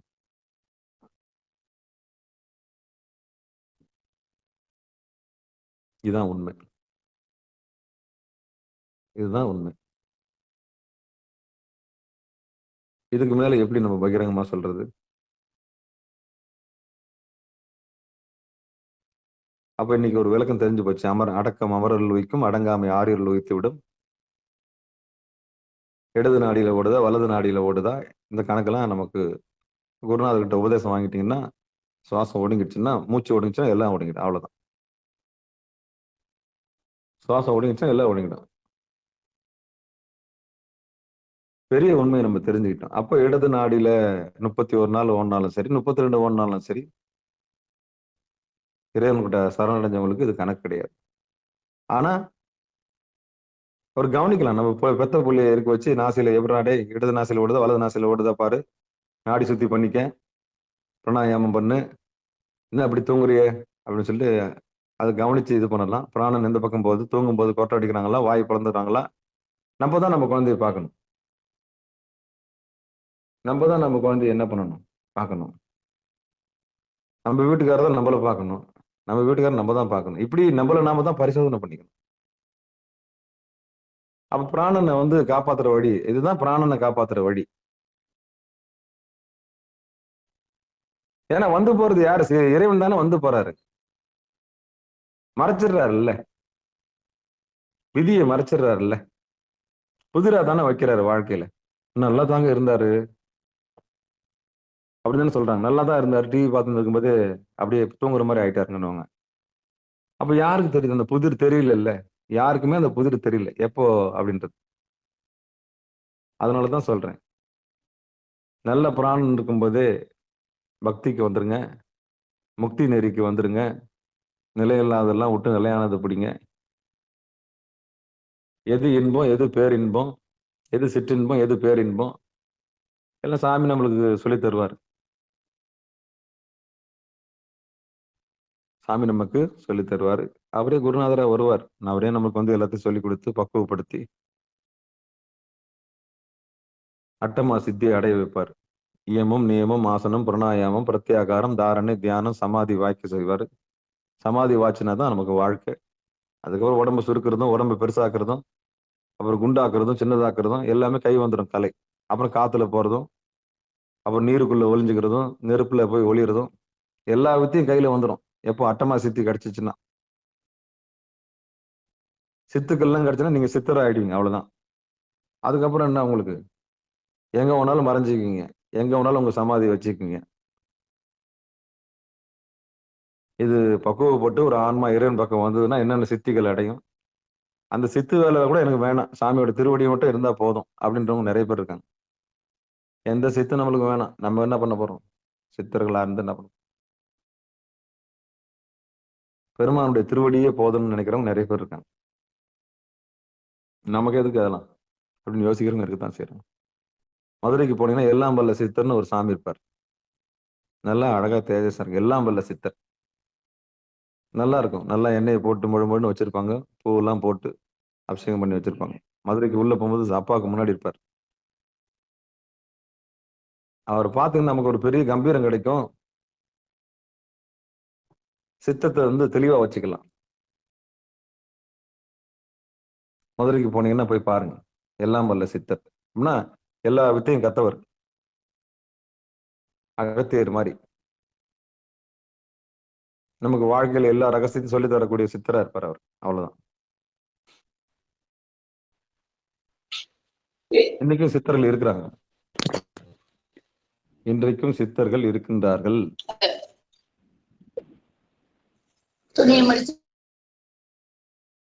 இன்னைக்கும் சித்தர்கள் இருக்கின்றார்கள். கூடு விட்டு கூடு பாயக்கூடிய கலை இன்னைக்கும் அவர்கள் வழி நடத்துறாங்க. ஞானிகள் இருக்கிறாங்க, ஜீவ சமாதிகள்லாம் இருக்குது. அவங்களை நினைச்சோம்னா நிச்சயம் நம்மளுக்கு உதவி செய்வாங்க. அதனாலதான் 63 நாயன்மார்களும் சித்துக்கெல்லாம் அப்பாற்பட்டு போயிட்டாங்க. அதனாலதான் நம்ம அடியார்களை வணங்கணும்னா ஆண்டவனை வணங்குற மாதிரி. அப்ப இந்த பாடலை பார்த்து பயப்பட வேண்டாம். 31 நாள் 32 நாள் எல்லாம் பத்தி என்ன பண்ண வேண்டிய, பயப்பட வேண்டாம். இதுதான் அந்த ரகசியம் சிவபெருமானே. அப்போ நம்மள நாமளே கவனிக்கிற அந்த வித்தையை நம்ம கத்துக்கணும். பிராணவாயு வாயு வழியா போதா, இடது நாசி வழியா போதா, வலது நாசி வழியா போதா, சுழுமுனை வழியா போதா அப்படின்றத கவனிச்சு நம்ம தான் நம்மளை காப்பாத்திக்கணும். அது கூட செய்யலைன்னா அப்புறம் என்ன நான் கேட்கிறேன். அதுக்கப்புறம் போன பிறகு அழக்கூடாது. போன பிறகு என்ன பண்ணக்கூடாது, அழக்கூடாது. யார் யாருக்கு என்னவோ அதுதான், அதுல இருந்து மாற்றுக்கிறதும் கிடையாது. என்னன்னா தப்பிக்கிற உபாயத்தை சொல்லி தராரு. தப்பிக்கிற உபாயத்தை, அந்த பக்கம் போனா நெருஞ்சு முள் இருக்குன்னு சொல்லிட்டு எச்சரிக்கையா இருக்கணும்ல, செருப்போட்டுன்னு போகணுன்ற எச்சரிக்கை. அதே மாதிரிதான் இந்த பக்கம் போனா பிராணன் வீணாகும் அப்படின்றது அங்க ரகசியம், வேற ஒண்ணுமே இல்லை. பிராணன் வீணாச்சுன்னா உயிர் போயிடும், அவ்வளவுதான். அப்ப மடைமாற்றம் செய்யணும். மடைமாற்றம்னா திசை திருப்பணும், வேற ஒண்ணுமே இல்லை. எங்கேயோ உடம்புல லாஸ் ஆகுது, அதான் நோய். எந்த இடத்துல லாஸ் ஆகுதுன்னு பார்க்கணும். அவங்க லாஸ் ஆகுற இடத்த பார்க்கணும், அவ்வளவுதான். எந்த இடத்துல நம்ம சொத்து செலவாகுது, மூச்சு தான் நம்ம சொத்து. எங்கெங்கெல்லாம் பலகீனமா இருக்குது அப்படின்னு நம்மளே கவனிக்க வேண்டியதான். எங்க நம்ம வீண் பண்றோம், நம்ம மனசை எந்த இடத்துல செலுத்துறோம், அவ்வளவுதான். 24 மணி நேரத்துல எந்த பொருளும் நம்ம நினைக்கிறோம், தேவையில்லாத பொருள் நினைக்கிறோமா, தேவையான பொருள் நினைக்கிறோமா, எது அவசியம் எது அவசியம் இல்லை, எது அவசியம் எது அவசியம் இல்லை, எது தேவை எது தேவையில்லை, 24 மணி நேரத்துல இந்த அவசியம் இல்லாத கணக்கு பண்ணி பாருங்க. தேவையில்லாத கற்பனை எதுக்கு நமக்கு, நான் கேட்கிறேன். அது ஆக போறதுல நடக்க போறதுல நல்லா தெரிஞ்சு போச்சு. அது ஏன் திருப்பியும் ஆக வேண்டியதை பார்க்கணும். எது இறைவனுடைய சித்தமோ இறைவனை பார்க்கறதுக்கான வழியை பார்க்கணும். எதை நினைக்கிறாயோ அதுவாகவே ஆவாய். அப்போ அந்த எனர்ஜி வீண் அந்த பக்கம் திருப்புறதை விட்டு இந்த பக்கம் திரும்ப. நினைப்பு தானே, நினைவு நல்லது வேண்டாம். அப்ப சாமி நிலையில்லாத பக்கம் திருப்பாம, எது நிலையில்லாதது, நம்ம பாக்குறது எல்லாமே நிலையில்லாததுதான். எப்ப இந்த பூமி என்ன ஆகுன்னு தெரியாது, பஞ்சபூதங்கள் என்ன பண்ணுன்னு தெரியாது. அப்போ அதெல்லாம் நம்பி என்ன பண்ணக்கூடாது, ஒண்ணும் பண்ணக்கூடாது. அப்ப மூலமா இருக்கிற இறைவனை பிடிச்சுக்கணும், திருமூலனை பிடிச்சுக்கணும், திருமூலட்டேஸ்வரர் பிடிச்சுக்கணும். ஆமா. அப்ப நிலையில்லாதது நிலையில்லாதது அதை பிடிக்கிறது அறிவு வந்துச்சுன்னா நீங்க பக்குவப்பட்டுட்டீங்க அர்த்தம், அவ்வளவுதான். அப்ப நிலையானது பிடிச்சுன்னா நீங்க அவ்வளவு கம்பீரமா இருப்பீங்க. சிவபதம் தந்த செல்லுமே சிவபெருமான இம்மையில் உன்னை சிக்கனை பிடித்து நெங்கெழுந்து அருள்வது பொருள் நடுவில், அவ்வளவுதான். இதுதான் அந்த ரகசியம். இதை விட என்ன வேற ரகசியம்? சிதம்பரம் ரகசியமே உடைச்சாச்சு. அப்போ உங்க நினைவை எந்த பக்கம் திருப்புறீங்களோ அதோட ஆற்றல் போகும், மனசு அங்க போகும், அவ்வளவுதான். அப்ப நம்மள நாம சரி பண்ணிக்கலாம். அப்ப 24 மணி நேரத்துல நம்ம யாரை நினைக்கிறோம் அப்படின்னா, தேவையில்லாத பொருள்லாம் அப்படியே கழிச்சு கட்டினே வரலாம். இப்ப போன்ல தேவையில்லாததெல்லாம் டெலிட் பண்றீங்கல்ல, இடத்த அடைச்சுக்கினே இருக்கும். இன்னத்துக்கு இவ்வளவு போட்டோ வந்திருக்குது, 3000 போட்டோ 4000 போட்டோ வச்சிருந்துருப்பீங்க. கடுப்பா இருக்கும். போன் வேலை செய்யாது, ஹேங் ஆகி நிற்கும். போங்க, மொத்தத்தை செலக்ட் பண்ணுங்க, செலக்ட் பண்ணி டெலிட் பண்ணுங்க. இடம் ஃப்ரீ ஆகுது இல்ல, அப்போ அடி போனுக்கு அப்படியே சந்தோஷமா, அப்பா இவ்வளவு ஜிபி ஃப்ரீயா இருக்குன்னு. அது மாதிரி தான் 24 மணி நேரத்துல நம்ம யார எதுக்கு அநியாயத்துக்கு மனசு போட்டு அங்க நினைச்சிருந்தா அதை தூக்கி எட்ட போட்டுட்டு நிலையானது பிடிச்சோம், மன ஏகாந்தமா மாறிடும். நீங்க காசு இருந்தாலும் காசு இல்லைனாலும் நீங்க பணக்காரன் தான். கடன் இல்லாதவன் தான் பணக்காரன். யாருக்கும் கை கட்டி வாய் பொத்தி நிக்காதவன் தான் பணக்காரன். எழுதி வச்சுக்கோங்க, யாருக்கும் கை கட்டி வாய் பொத்தி கணக்கு சொல்ல வேண்டிய அவசியம் இல்லை. என் வாழ்க்கை நான் கஞ்சோ கூழோ 1 ரூபாயோ 2 ரூபாயோ எவனுக்கும் கை கட்டி பதில் சொல்லணும்னா அவன் தான் உலகத்திலேயே மிகப்பெரிய பணக்காரன். அந்த நிலைமை தான் அற்புதமான வாழ்க்கை. அதே மாதிரி மனைவி வாய்ச்சால்னா சூப்பரா இருக்கும். கணவனுக்கு ஏத்த மாதிரி ரொம்ப ஆசைப்படாத, உலகத்து பொருள் மேல ஈடுபாடு இல்லாம அவர் இருக்கிற இடம் தான் சொர்க்கம் எனக்கு அப்படி முடிவு பண்ணிட்டாலுன்னா அதை விட சொர்க்கம் வேற எதுவுமே கிடையாது. இருக்கிறத கொண்டு அற்புதமா வாழக்கூடியவன் பணக்காரன். திருப்பி எழுதி வச்சுக்கங்க, இருக்கிறதை கொண்டு அற்புதமாக வாழக்கூடியவன் பணக்காரன். அவன் சிரிச்சுக்கிட்டு ஜாலியா இருக்கலாம். ஏன்னா கமிட்மெண்ட் கிடையாது, அவனுக்கு அழுத்தம் கிடையாது, மன அழுத்தம் கிடையாது. ஏன்னா அவனுக்கு ஆசை கிடையாது. யாருக்கு மன அழுத்தம் வரும்? இப்படி வாழணும், அப்படி வாழணும், இப்படி வாங்கணும், அதை பண்ணணும், இப்படி பண்ணணும், ஏகப்பட்ட விஷயம் வச்சிருக்கான் பாருங்களேன். அவனுக்கு தான் மன அழுத்தம். வாழ்க்கையே சாமி போட்ட பிச்சை, உயிரோட வச்சிருக்கிறதே சாமி போட்ட பிச்சைன்னு ஒருத்தன் நினைச்சிட்டான்னா அவன் ஆனந்தமாக இருப்பான். அவன் விடுதலை பெற்றவனாவான். அவன் 1 ரூபாயிலும் ஆனந்தத்தை அனுபவிக்கக்கூடியவன், 1 கோடி ரூபாயிலும் ஆனந்தத்தை அனுபவிக்கக்கூடிய 2 நிலைமையும் அவன் ஏத்துக்குவான். விருப்பம் கிடையாது, வெறுப்பும் கிடையாது. அவனுக்கு விருப்பம் கிடையாது, வெறுப்பும் கிடையாது. வாழ்க்கையை சந்தோஷமா ஏத்துக்குவான். அவ்வளவுதான், முடிஞ்சு போச்சு. அப்ப பக்குவப்பட்ட ஆன்மா எங்க வேணாலும் வாழும். பக்குவப்படாத ஆன்மா பாவம் நொந்து நூலாயிடும். நான் தான் நினைச்சது நடக்கலைன்னு சூசைட் கூட பண்ண போயிடும். பக்குவப்படாத ஆன்மா அப்படிதான் துடிக்கும். நமக்கு அது வேண்டாம். அப்போ விடுதலை பெற்ற உயிர் சத்து சித்து ஆனந்தமாக இருக்கும். சத்தியத்தையும் சித்தையும் அறிந்து ஆனந்தமாக இருக்கும். அவ்வளவுதான். விடுதலை பெறாத உயிர் மாயையில சிக்கி தவிக்கும். பக்கத்து வீட்டுக்காரன் வாங்கிட்டானே, அவங்க கார் வாங்கிட்டாங்களே, அவங்க வீடு கட்டிட்டாங்களே, அவங்க நகை வாங்கிட்டாங்களே, அவங்க டிவி வாங்கிட்டாங்களே, இவங்க இப்படி போறாங்களே, அவங்க 2 பேரும் ஜாலியா அங்க இருக்கிறாங்களே, இப்படியே பக்கத்துல இருக்கிறத பார்த்து பார்த்து இது வந்து போகும். எப்போ? அறியாமையினால். அறிவு வந்த பிறகு, ஏன்னா நிலையில்லாத பொருள் ஆசைப்படல இல்ல, நிலையான பொருள் எதுன்னு தெரிஞ்சுக்கிட்டு இல்ல, பக்தி வந்துடும், முக்தி கிடைச்சிடும். விடுதலை வந்துச்சுன்னா இருப்பதை கொண்டு இதமா வாழ பழகிடும். கடன் இல்லாத வாழ்க்கைக்கு போயிடும். ஆசை இருந்தா தானே கடனு. அதெல்லாம் தூக்கி போட்டு இருக்கு என்ன, மேல வானம் கீழே பூமி, எல்லா உயிரும் சந்தோஷமா இருக்குது. நான் ஏன் கஷ்டப்படணும்? ஈயிலிருந்து, எறும்புல இருந்து, நாயிலிருந்து, நரியிலிருந்து, பூனையிலிருந்து எல்லாமே சந்தோஷமா தான் இருக்குது. எதை பத்தியும் கவலைப்படாம தான் இருக்குது. எதுவுமே பேங்க் லாக்கர் வச்சிடல. எதுவுமே பத்திரப்பதிவு எல்லாம் பண்ணவே இல்லை. இவன் தான் லோல் பட்டுனுக்குறான். மற்ற உயிரெல்லாம் கவனிச்சு பாருங்க. எதுக்குமே பத்திரப்பதிவு கிடையாது, எதுவுமே கிடையாது, எதை பத்தியும் கவலை கிடையாது, ப்ரெஷர் கிடையாது. மிஞ்சி மிஞ்சி போன சாப்பாட்டுக்கும் போகத்துக்கும் தான் சண்டை போட்டுக்கும். மிருகங்கள்லாம் எதுக்கு சண்டை போடும்? ஒண்ணு போகத்துக்கு சண்டை போடும், இல்ல சாப்பாட்டுக்கு சண்டை போடும். மனுஷனை பாருங்க, எல்லாத்துக்கும் சண்டை, எல்லாத்துக்கும் சண்டை. ஆமா, திருப்பி ஒரு முறை இந்த பாட்டை படிச்சிடுறேன். நேர்மறையா சொல்லணும்னா 31 நாள் நம்ம புருவ நடுவுல அப்படியே ஆடாம அசையாம பார்த்தோம்னா 2 நாள்ல சாமியை பார்த்துடலாம். எதிர்மறையா சொல்லணும்னா 31 நாள் இடது நாசில வழியா மூக்கு சுவாசம் போச்சுன்னா 3 நாள்ல உயிர் போயிடும். அவ்வளவுதான். 32 நாள் இடது நாசில சுவாசம் போச்சுன்னா 2 நாள்ல உயிர் போயிடும். இது எதிர்மறை. அதனாலதான் பொழிப்புரை எழுதுறவங்க எதிர்மறையா பேசாம நேர்மறையா சொல்லியிருக்கிறாங்க. அந்த 31 நாள் தவத்துல மாத்திருங்க, மனசு உள்ள ஓடிங்கிடும். 2 நாள்ல நீ சாமியை பார்க்கலான்னு மத்தவங்க எழுதி வச்சிருப்பாங்க. ஆனா பாட்டினுடைய உண்மை நிலைமையை பகிரங்கமா சொல்லிட்டவங்க இருக்கத்தான் செய்யறாங்க.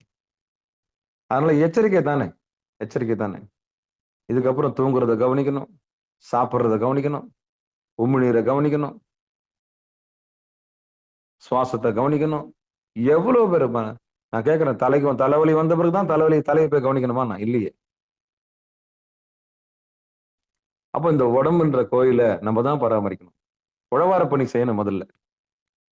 எது உழவார பணி? ஏன் தன் உடலை கவனிக்கின்றானோ அதான் உடல் உழவார பணி. இந்த உயிரை தக்க வைக்கணும் இல்லையா? உண்மைதான், உடம்புன்றது மெய்ன்னு பொய்யான உடம்பு தான், இல்லைன்னு சொல்லல. உயிர் போச்சுன்னா பொய்யான உடம்பு. உயிர் இருக்கிற வரைக்கும் வீட்டுல வெளிச்சம் இருக்கணும் இல்ல, லைட் எரியணும் இல்ல. பாழடைஞ்ச வீட்டுக்கும் குடும்பம் இருக்கிற வீட்டுக்கும் வித்தியாசம் இருக்குல்ல. இருக்கிற வரைக்கும் வாசல்ல தண்ணி தெளிச்சு கோலம் போட்டு பக்கத்துல பூச்செடி எல்லாம் வச்சு சந்தோஷமா வச்சுக்கிறாங்கல்ல வீட்டை. அது மாதிரிதான் நம்ம உடம்பும். உடம்புல இருக்கிற வரைக்கும் நம்ம அந்த சுவாசத்தை கவனிச்சு இந்த உடம்புக்கு உடம்புல உயிர் இருக்கிறதுக்கான எல்லா வேலையும் செஞ்சு தரணும் நம்ம கடமை. எப்படி வாசல்ல தண்ணி தெளிக்கிறோமோ அதே மாதிரி நம்மளையும் கவனிக்கணும் இல்ல. அப்ப வீடுன்றது அந்த வீட்டை எப்படி கவனிக்கிறீங்களோ அதே மாதிரி நம்ம உடம்புன்ற வீட்டையும் கவனிக்கணும். அறம் பொருள் இன்பம் வீடு. அறம் பொருள் இன்பம் வீடு, அவ்வளவுதான். வீடுன்றது நம்ம உடம்பு. அப்ப இந்த வீட்டை கவனிக்கணும், இந்த வீட்டை கவனிக்கணும். அப்ப இந்த வீட்டை கவனிச்சாதான் சுவாசத்தை கவனிக்க முடியும். சுவாசத்தை கவனிச்சாதான் ஆயுளை கவனிக்க முடியும். ஆயுளை கவனிச்சாதான் நிலையானதை தொட முடியும். இதுதான் ரகசியம். இது வரைக்கும் பொறுமையா கேட்ட அத்தனை உள்ளங்களுக்கு மனமார்ந்த நன்றி சொல்லி இந்த பாட்டை திருப்பி ஒரு முறை படிச்சிடுறேன். ஒன்றிய நாள்கள் 31 ஆகில் கன்றிய நாளும் கருத்துர 3 ஆகும். சென்றுயிர் 4 சேரவே நின்றிடின் மன்றியல்வாகும் மனையில் 2.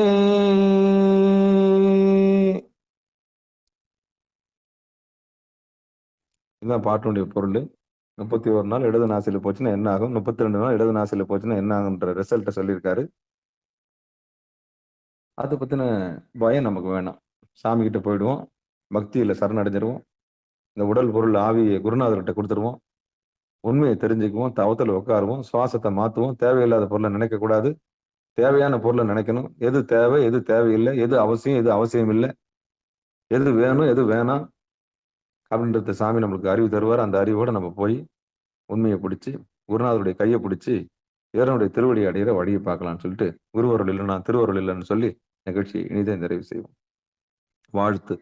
மண்ணில் நல்ல வண்ணம் வாழலாம் வைகளும் எண்ணின் நல்ல கதிக்கு யாதும் ஒரு குறைவிலே கண்ணின் நல்ல தரும் கழுமல வளநகர் பெண்ணின் நல்லாளோடும் பெருந்தகை இருந்தது. தனம் தரும் கல்வி தரும் ஒரு நாளும் தலவரியா மனம் தரும் தெய்வ வடிவம் தரும் நெஞ்சில் வஞ்சமில்லா இனம் தரும் நல்லனை எல்லாம் தரும் அன்பர் என்பவருக்கு கணம் தரும் பூங்குடலால் அபிராமி கடைக்கண்களே. ஆறிரு தடந்தோல் வாழ்க, அறுமுகம் வாழ்க, வெற்பை கூறுசை தனிவேல் வாழ்க, ஒக்குடம் வாழ்க, செவ்வியலேறிய மஞ்சை வாழ்க, ஆனைதன் அணங்கு வாழ்க, மாறிலா வள்ளி வாழ்க, வாழ்க சீர் அடியார் எல்லாம் வான்மிகில் வழாது பெய்க, மலிவலம் சுரக்க, மன்னன் கோன்முறை அரசு செய்க, குறைவிலாது உயிர்கள் வாழ்க, நான்மறை அறங்கள் ஒங்க, நற்றவம் வேள்வி மல்க, மேன்மைகொள் சைவ நீதி விளங்குக உலகமெல்லாம், மேன்மைகொள் சைவ நீதி விளங்குக உலகமெல்லாம், மேன்மைகொள் சைவ நீதி விளங்குக உலகமெல்லாம் என்று சொல்லி நிகழ்ச்சியை நிறைவு செய்வோம். அன்பர்களுக்கு ஆன்ம வணக்கம். நீங்கள் கேட்டுக்கொண்டிருந்ததும் பார்த்து கொண்டிருந்ததும் சிகாரம் சைவ நீதி பாடசாலை என்ற டெலிகிராம் சேனல் மூலம் ஒவ்வொரு நாளும் அதிகாலை 5:20 மணிக்கு திருநெறிய தமிழோசை என்கிற தலைப்பின் கீழே 12 திருமுறை பாராயணம் செய்து வருகிறோம். அந்த வகையில சிவபெருமானுடைய பெரும் கருணையினாலே திருமூல நாயனார் இயற்றிய திருமந்திரம் என்கிற நூலினை நாம் ஒரு நாளைக்கு ஒரு பாடல் என்கிற வரிசையிலே சிந்தித்து வருகிறோம். நம்முடைய நிகழ்ச்சிக்கு வருகை தந்து சிறப்பித்த அத்துணை அடியார் பெருமக்களையும் வருக வருக என்று வரவேற்று நிகழ்ச்சியில் பங்கெடுத்தமைக்கு மனமாத நன்றிகளையும் சொல்லி நிகழ்ச்சியை இனிதே நிறைவு செய்வோம். மீண்டும் இன்று இரவு 6 மணிக்கு, இன்று மாலை 6 மணிக்கு, பிறகு 7:30 மணிக்கு, பிறகு 9:50 சிறப்பு நிகழ்ச்சியில் அடியார் பெருமக்கள் கலந்து கொண்டு பிறவி பெரும்பயனை பெரும்படி பணியோன்போடு கூறி நிகழ்ச்சியை இனிதே நிறைவு செய்வோம். நன்றி, வணக்கம். நற்றுணையாவது நமச்சிவாயவே, நமச்சிவாயவே ஞானமும் கல்வியும், நமச்சிவாயவே நான் அறிவை செய்யும், நமச்சிவாயவே நான் அவின்றேத்துமே, நமச்சிவாயவே நன்னறி காட்டுமே என்று சொல்லி நிகழ்ச்சியை இனிதே நிறைவு செய்வோம். நன்றி, வணக்கம். திருச்சிற்றம்பலம், தில்லையம்பலம்.